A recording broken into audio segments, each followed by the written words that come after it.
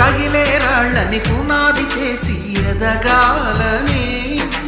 తరిమే వాళ్ళని హితులుగా తలచి ముందుకెళ్ళాలని,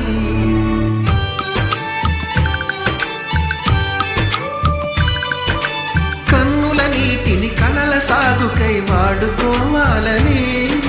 కాచే నిప్పుని ప్రమిదగా మలచి కాంతి పంచాలని, గుండెతో ధైర్యం చెప్పెను, చూపుతో మార్గం చెప్పెను,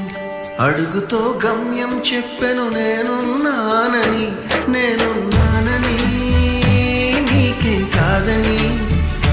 నిన్నటి రాతని మార్చేస్తానని.